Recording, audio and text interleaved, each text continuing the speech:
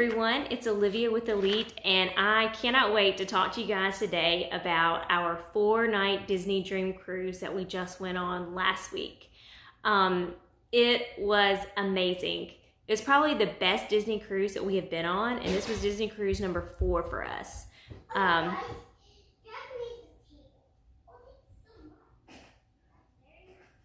only ask so little.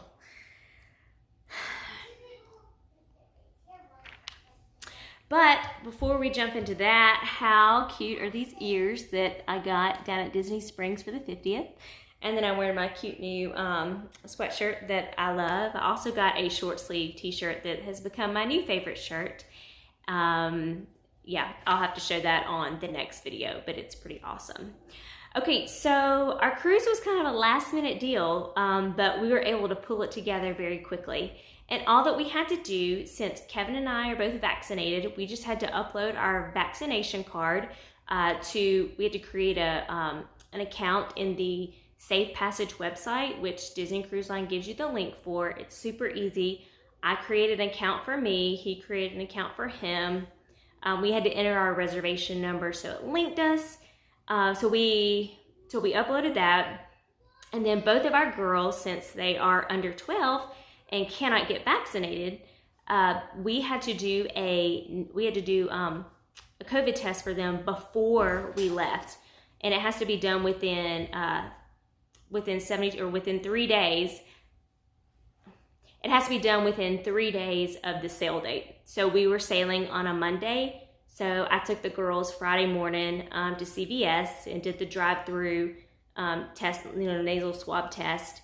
And because I'm a little paranoid, I went ahead for good measure and I took them to Walgreens and did one there as well. I figure, hey, you never know, it doesn't hurt. So I got 2 tests done for them. So that's what I did. Thankfully, they came back negative. We uploaded those and it was so easy. Another thing we had to do was we completed the online check-in, which you normally do before your Disney cruise. We completed that before we went, obviously. But one thing that I wish I would have known before I did my check-in was that Neil, just to speed things up at the port, and I will say that it really did speed things up. What you have to do is if you're traveling with a passport, when you're checking each person in, it will ask for the passport information, the number, the expiration, all that good stuff. And so you enter all that in, and then it asks you to upload a picture of that person. And it's just a picture like from the shoulders up, and it cannot be the picture that you use for your passport. If you have previously cruised on Disney Cruise Line, you know, and for most cruise ships as well, when you get there, they always want to take your picture so that when you're scanning on and off the boat, when you get off at ports, they can make sure that you are who you say you are getting back on the ship. So I took pictures of everybody from shoulders up. They just stood in front of a door in our house. I did mine as a selfie in the car. Doesn't matter, they just don't want anything in the background and nobody else in it, and they want it from shoulders up. So that was easy. Arriving at the port, that was exciting. It was exciting to drive over the bridge into Port Canaveral and see the Disney Dream.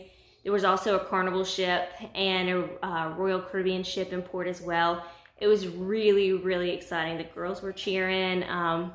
It was just exciting. So let me explain how things work when you arrive at the port. If you are driving like we did, you pull in like normal. At your port arrival time, they ask that you do not come early. We were about 10 minutes early and they did let us in, but if you have we had a later port arrival time of 1:15. Now, if you got there at like 11, I'm sure that might be an issue, but we were so close, they said, hey, no problem. So we pulled up to the curb and they took our luggage for us. We didn't have tags because it was a last minute trip. So they tagged our luggage for us, even our case of water, and set it to the side. Then we were instructed to drive around to the parking lot or the parking garage. Typically, we like to do the preferred parking, which is a little bit more expensive, but it's right next to the terminal, like literally like right there at the sidewalk. However, they have kind of readjusted things, and there is no longer preferred parking. Everybody's parking in the garage, which is no problem. So we went in, we paid, and we pulled into the first deck. They had a little lane set up, and that was where you did your COVID test. You pulled up, they scanned your barcode on your online check-in form. They, asked who you were, what your birthdays were. They asked you to confirm all the information that they had on the test tube. Well, they gave you the stickers to put on the test tube. It was really, really easy. And then it was a self-swab test. We swabbed ourselves, and I swabbed Ellie and Kevin swabbed Lucy. And then we handed them the results, and then we drove up to deck 2 is where we parked. You now will enter the ship on deck 3. But we went up to deck 2, and we sat and we waited for our COVID results. We waited I'd say about 30 minutes is about how long we waited. And it was, kids were getting antsy, but it wasn't bad. Everybody was just excited and ready to get on board. And it was really neat to see the excitement, and all the other families parked around us. When they would get their results, you'd see them like jump out of the car, like, yeah, they were high-fiving and hugging. Everybody was happy, so that was really cool to see. So we were notified that we were clear to board we got an email that said, hey, you have safe passage results in.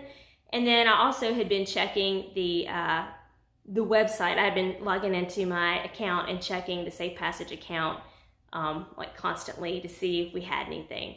But once we got the all clear to board, we got our things. We went up to deck 3, and we went ahead and started the embarkation process. If you are cruising soon, I highly recommend just keep that the sheet from your online check-in that's got the QR codes. Keep it handy, because it was scanned a lot before we got on the ship, excuse me. And I'd say from the time we left our car to the time we walked onto the ship, it was maybe 15 minutes. It was not bad at all. Now, once we got up to the terminal, you go through security and all that, and then you go up the escalator, and we were up there where they have the model of the ships. If you've been before, they have the model of a ship in the middle. And that's the waiting area. Usually it is absolutely packed. All the seats are taken. You kind of just find a corner to stand in, and you're waiting. Y'all, there was nobody there, which was crazy to see. It was nice, but it was kind of crazy. And we have a video of that. We are here at the port, and my goodness, I've never ever seen it this empty. Usually there's people everywhere. It's like standing room only.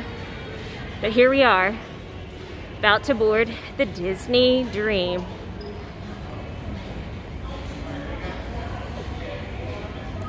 And then we took a picture. They had a backdrop of a Disney cruise ship, and some of the photographers took our picture, and then we walked through the Mickey ears and got onto the ship.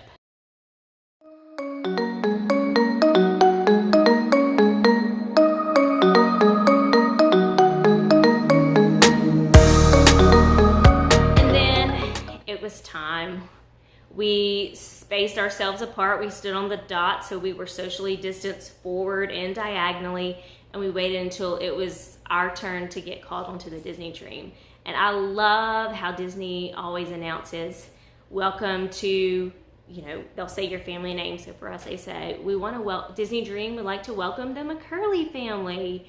And you can see in the video that I was like second too late, so I missed the very first part of it, but you do hear them saying our name and see us walk in onto the ship.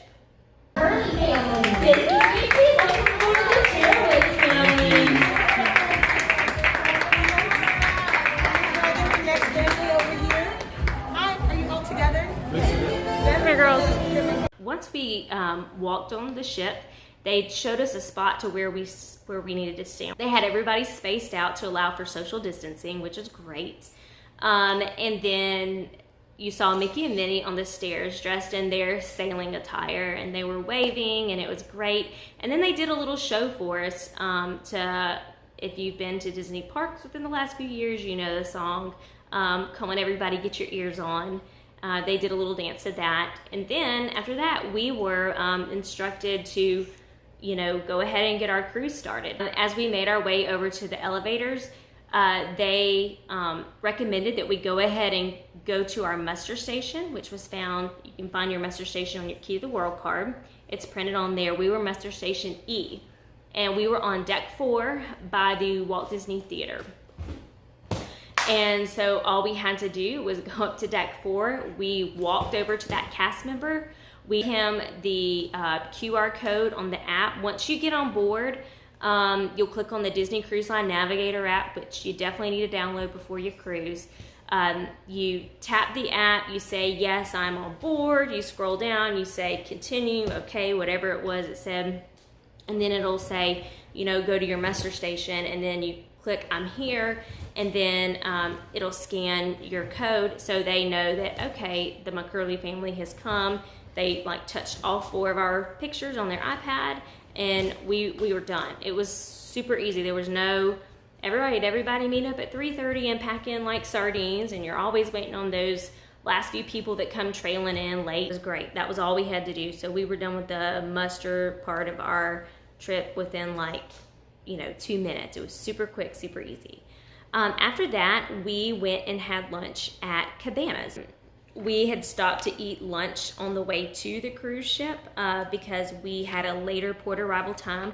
We weren't quite sure how long it was going to take us to get through the COVID testing and to get on board. And, you do not want to have hangry kids, and you don't want hangry mom and dad either. So we ate before we came, but it's tradition. We always have to go up and see what they have on the buffet.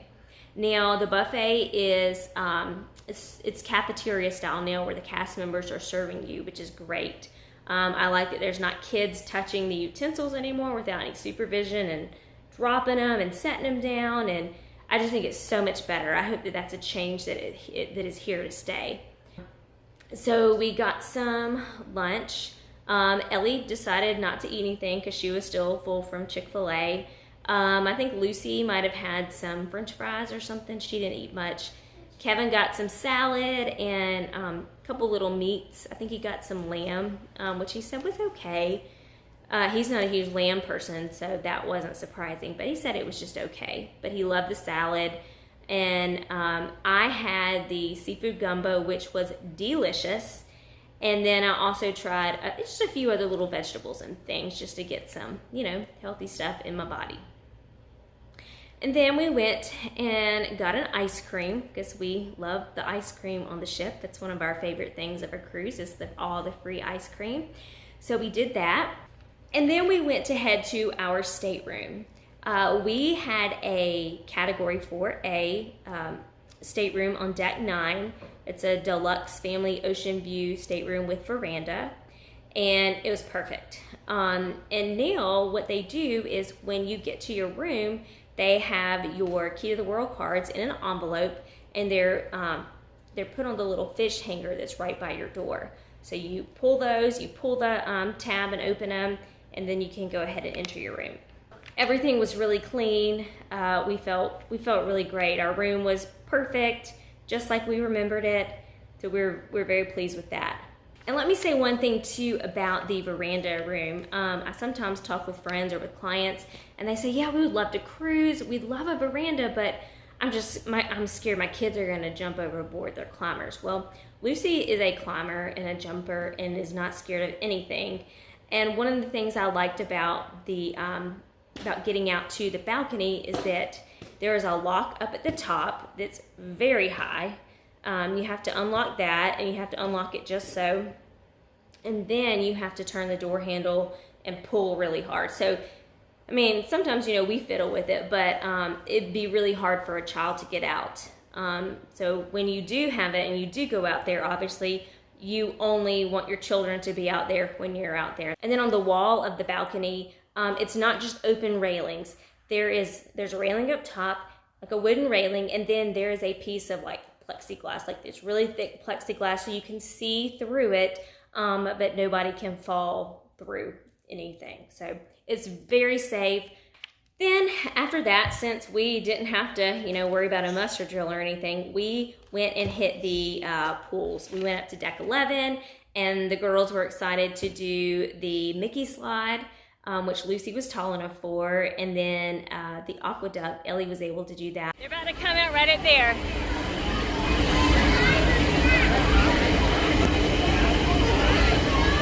Look, yeah, look, they're gonna come around over here. Look over here. We're gonna see them come out right up there. About to come out. Where are they? There they are. Wave.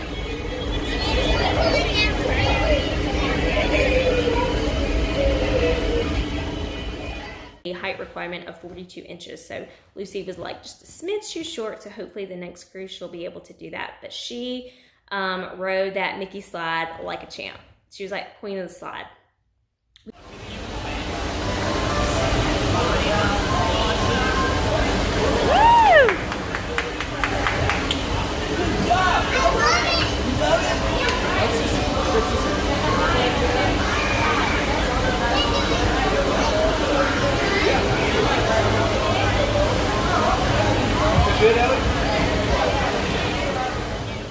We also did the Mickey pool, which is right there, and they are limiting capacity at the pool.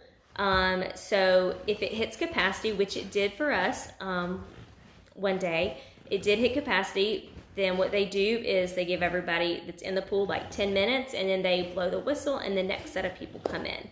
Just a way to make sure that people aren't too crowded, and just a way to keep the cast members as well as the guests safe.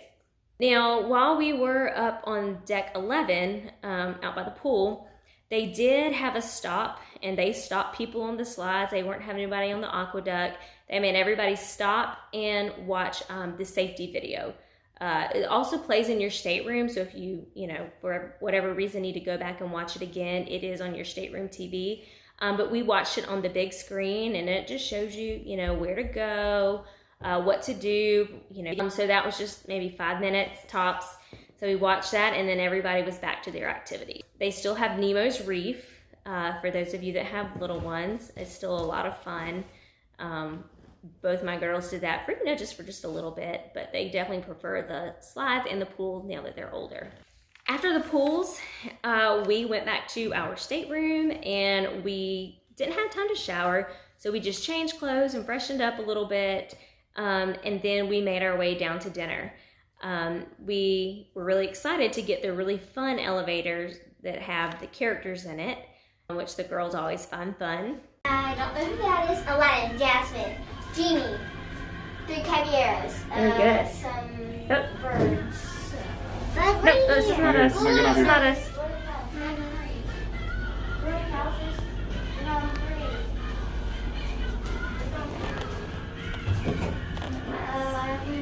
Probably should just take the stairs to avoid the... Woo! People stop. Jasmine! Seriously? Jasmine, I should have Jasmine. Can you go say hi? Can you go say hi, please? Dinner down at the Enchanted Garden, we stopped because we saw princesses on deck 3. So we hurried off the elevator, and we went to meet Jasmine, Rapunzel, and Ariel. One nice thing about the characters right now is that first off, characters were out so much throughout the entire cruise. It's not the typical princess meet and greet where you have to have tickets and that's the only time you're really going to see them. No, they were out so much during the cruise, which is great. One thing we like too is that we were able to have interactions with them at a safe distance. Basically, the only thing that was missing was a hug and an autograph, but everything else was the same character experience, all know and love. So that was really exciting for us. What's the best part? Have you been able to play any games together? Maybe tag, or hide and seek, go down a ride. We have this really fun game we play in front of everything. It's called a staring contest. Strangest thing we've ever done. Everyone kind of just goes, "Hey, look at your shoes!" And nobody wins for a really long time. It's so silly. Pascal has a chance he does too. He'll stick his tongue right at your face and make you blink. I think it was pretty creative. It might be cheating, but at least you got that. Do you have a favorite under the sea game you guys do together? Oh, I love your dress. They're so so beautiful. Oh, you even have mermaid scales on your... Oh my gosh, are you seeing the mermaid? Shall we splash on over this way with me? We can make a big splash. Oh my gosh, you're so wonderful at splashing. I can tell you're already a mermaid. Is that your mermaid fin that you have there? No. Oh my gosh, how beautiful. That's so exciting. Oh my gosh, that's neat. Oh, how beautiful. Oh my gosh. Now, do you have a mermaid fin color that you have when you're a mermaid? Is it pink or blue or maybe even purple? That's a fun way to celebrate. It's what? One time. Blue. Oh, and what color is yours? Teal. Just like this.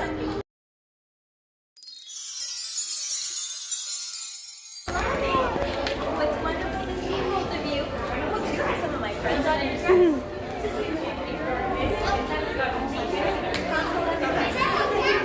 And I love all the rainbows that you're wearing. You know, once in a while, I flew right under a rainbow. It's so magical to get right above. Have either of you ever been on a magic carpet? At Disney World. Well, did you know that he's on the ship? You have to try and find him. All of this carpet here. He's very, very good at blending in. But you might want to watch your step because you might think you're just flopping on the carpet and then you'll start floating up to the sky. He's a very safe flyer though. He'll always have a fun journey. But do keep an eye out. If you spot any passenger on the carpet, then that might be him. Are you excited for tonight? We might have anything fun planned. Enjoy your show. Take it over. Take it back again. A little bit. Yeah. So you're going to make lots of fun crafts there and play some games. Later, we'll have a great time. Should we take a portrait together? After we met princesses, we made our way down to deck 2 to the Enchanted Garden, which was our assigned dining room. It was the first one of our rotational dining rooms. On Disney Cruise Line, you have a rotational dining system where your servers, they go with you each night, but each night you're in a different restaurant. If you're on a 4-night cruise, you're gonna have, or 6 or 7 night cruise, you're gonna have some restaurants more than once. And for us, that was Enchanted Garden, Royal Palace, and then we ended our trip at Animator's Palette.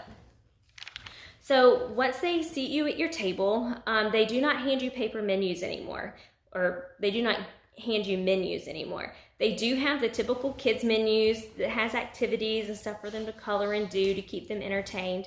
But what they do have is they have you scan a QR code on the table to pull with your smartphone to pull up the menu, or you can just go straight into the Disney Cruise Line Navigator app and you can pull up the menu there as well, so you can see what all is for dinner.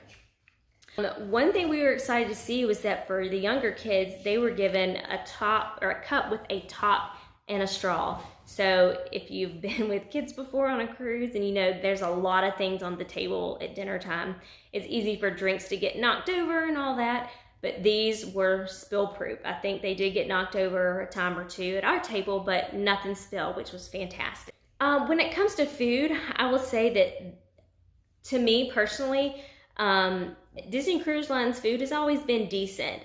It hasn't necessarily been outstanding, but it hasn't been bad. It's just been just good food. However, I really feel that since COVID, that they have really stepped up their game in the food department as far as selections, quality, taste. I really enjoyed the food a whole lot more on this cruise. Now, Ellie has some food allergies, and she's allergic to peanuts, soybeans, green beans, and carrots. Now, it's usually pretty difficult to explain to people that she can have soy and soybean oil, but she can't have actual soybeans. It's always a really, really complicated one for people to understand, and I get it. It was really hard for us when we first found out that she had food allergies. But our head server was Iqbal. He was amazing. Noelle was his assistant. They were phenomenal the whole entire cruise. But he took notes. He communicated with the chef. The chef came out the head of the dining room came over and spoke to me just to clarify everything. Before he served, if there was any question, they made sure to ask, which put my mind at ease, and it also put Ellie's mind at ease knowing that she was eating yummy food, but also that it was safe for her. For my dinner, I chose the lobster ravioli for my appetizer. It was delicious. I love pasta. I love lobster, so it was a perfect dish for me. And then for my main course, I chose the sea scallops. Those were delicious. I really enjoyed those sea scallops. Ellie had a burger. Lucy had she had a Caesar salad and French fries, which sounds very random, and that was really her dinner every night on the cruise, but she absolutely loved their Caesar salad. So we were excited that, you know, she was eating something healthy. Kevin got the chicken breast, which was okay. It was one of those items that's offered, you know, like a lighter option. He said it was okay, but he definitely enjoyed the mashed potatoes, and he asked for extras of those every night. Now for dessert, the girls chose Mickey ice cream bars. And again, they brought the label out to me for me to read and look over and make sure that it was safe for Ellie to have, which we appreciated. So they ate Mickey bars. So I had the chocolate garden torte, which was like a coffee cream with caramel swirl type dessert. It was good. And then I also got the chocolate brownie sundae, and that was really delicious. They have several sundaes that are offered throughout the cruise. I think there was almost one available every night, and I think there was only one night that I didn't get a sundae, but this one was really, really good. So I highly recommend the chocolate brownie sundae. After dinner, we went and the girls started a new session or new game of Midship Detective. Midship Detective is a fun way, it's a fun interactive way to go and explore the ship, and you have 2 different cases that you could solve. They chose the case of the missing puppies. So you go around the cruise ship, and you've got a card you scan each time, and then you've got like a clue book. Anyways, it's a lot of fun, and it's a great something if just if you just need a filler here and there. It's a nice thing, low-key thing to go and do. Susan, our detective trainer, will teach you how. You will use a high-tech detective badge. This is an amazing all-in-one tool that you'll use to solve the case. Your team will share one badge. To use it, you will need to face the black and white pattern towards the center of the screen while holding it from the bottom. Come here. Back here. Make sure your fingers don't cover the pattern, and keep the badge straight up and down. You will also need to stand on the mark. First, we'll need to activate your badge. Pick up one badge and stand on the mark. Now, hold up your badge with the black and white pattern facing the screen. Well done! Now move your badge until it matches exactly with the outline.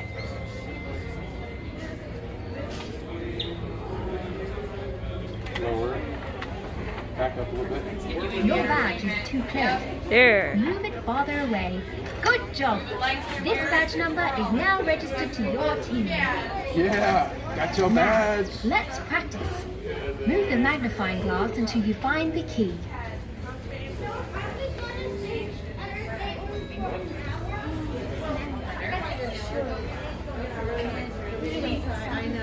We're not seeing your badge, detective. Hold it up to continue. Wait, Connor!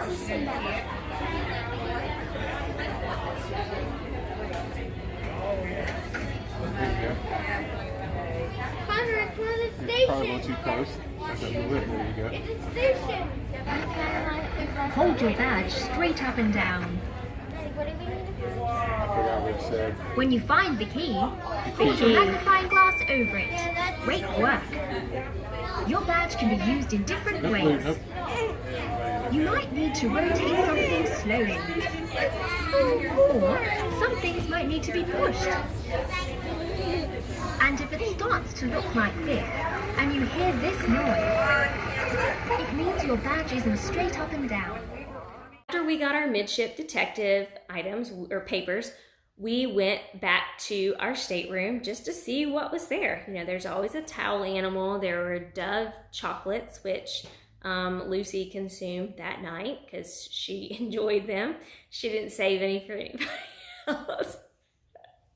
But hey, it's vacation, it's all good. So the girls were really excited to get back and see how their beds were set up for that night. 1, 2, 3.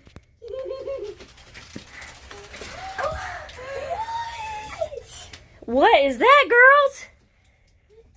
Our bed. Yeah, so, Ellie, is there a light up there on yours? I think so. Yeah. Yeah, let's see what design you have. I've got. Or is it just stars?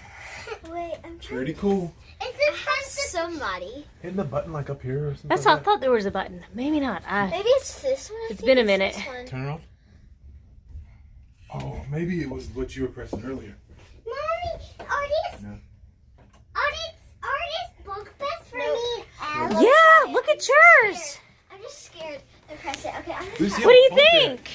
Great. Is that a special bed for you or what? Ready? Special bed. Mommy, I see something. Can I show you guys? Yeah. Okay, guys. Just a second. A towel Okay. folded. Oh yeah, show them the towel. There. Yeah. So cool. Oh, so cute. Oh, I got Wendy and Peter Pan as my design. You do? All right, turn it back on. I want to see. You giving the bear a hug, Lucy? Ooh. Mommy, the bird's head is off. We got Peter Pan and then Wendy down there. How can you see that? If you come this way. Hey guys. Yo. Wendy and Peter Pan. They got us chocolate. Cool, babe. Oh, I see it now. Those There's are yours. Peter Pan. They're being really nice. And there's Wendy down there. Ah.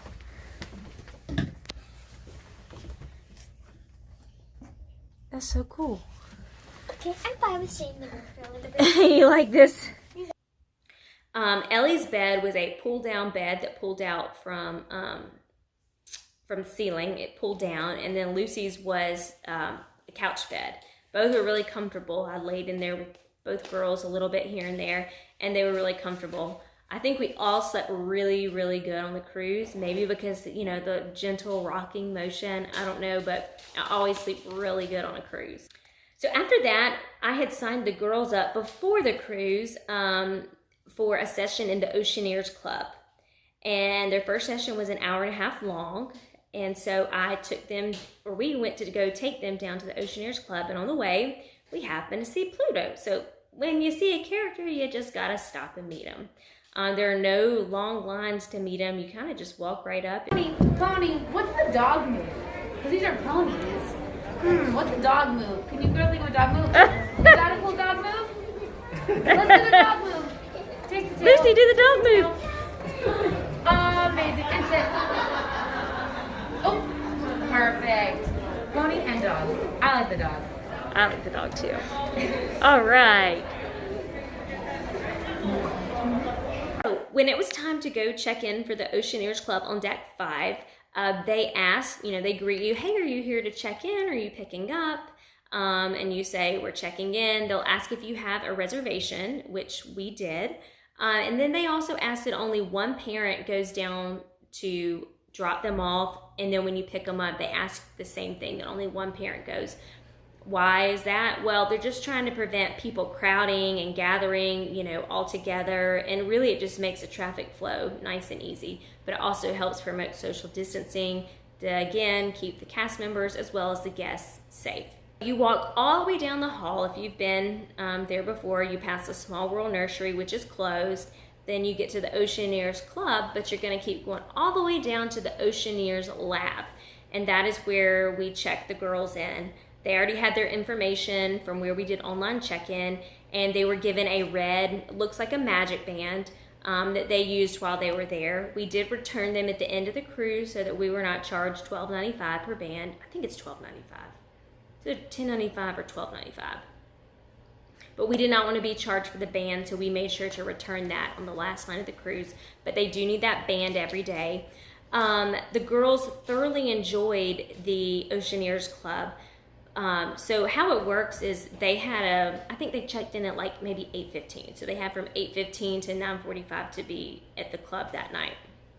So what they do is everybody that's in that 8:15 time slot, they're all together with with a cast member that's that group leader, and they go through the Oceaneers Lab, through the club, through Pixie Hollow, the Star Wars area, the light up floor. They do games and crafts, and they see characters from time to time. And I believe that first night that they saw Belle, she came and did a little interactive story with them, which was really neat. And they also give all the kids a Disney Cruise Line like drawstring bag to wear, and they do ask that they bring that to the Oceaneers Club every time that they come, so that they can put their crafts and slime or different things they make. They can put everything in there. And every time they went, they always came out with cool things, and they were really excited to share those with us. So they really liked that it was a smaller, more structured environment as opposed to kids just kind of, running here and there. But kids from, age 3 up to age 12, and that's a huge range, so it kind of helps if there's some, a little more structure to that setting. That was really good. And then when it was time to pick up, one person went, picked them up. You have to say the secret word that you enter in when you do online check-in. You get your kids and you go. Super, super easy. While the girls were in the Oceaneers Club, we were exhausted. It had been a long week. It had been a long day of travel the day before. We didn't sleep very well at the hotel. We were exhausted. So we walked up to deck 11, sat out up there by the pool, had some ice cream, and watched some Monday Night Football that was playing on the big screen by the pool. We sat up there for a little bit, and then I decided to go down to the gift shops and check out what was there. So I went down to deck 3, and I went in Mickey's Mainsail, and there were so many cute things. They had really great kids apparel. They had some new stuffed animals, including Duffy. If you remember Duffy, who remembers Duffy? Duffy is a favorite at our house. There was Duffy dressed in his sailing attire, like his little captain's hat. He was adorable. They've got dolls, different Toy Story toys and Marvel toys and Star Wars. They have all kinds of things. And then you move into the other room that's got more apparel, mugs, bags, Mickey ears, all kinds of things. You name it is in there. And after I looked in there for a few minutes, I went across the hall to Sea Treasures. And that's another shop, and you can kind of come and go between the two shops, which is nice. You don't have to check out in one and then go to the other. You can carry your items back and forth until you have everything and you're ready to check out at one time. I went over there and I checked out, what they had. They had some really nice things there as well. The things in Sea Treasures were more for adults than the children, but there were some things that, some of the younger girls might find really interesting. And they also had a section that has all kinds of little things that, toiletries, medicine, diapers, swim diapers. They had all kinds of things that, you might, if you forgot at home, you weren't out of luck. They have quite a variety of items that you can pick up if needed. After we picked up the girls from the Oceaneers Club, like I said, we were exhausted. We decided to go back to the stateroom and call it a night. The girls got settled into their bunk beds, and we watched some Disney movie, and yeah, we just relaxed. So it was a great first day and first night on the cruise. So stay tuned for day 2. That will be the next video, will be day 2 on the Disney Dream. Make sure to like and subscribe if you have not already done so. Give the video a thumbs up. And also, if you have any questions about cruising, please drop them in the comments. I am happy to answer them and just share our experience with you. All right, that's it for now. See you guys later.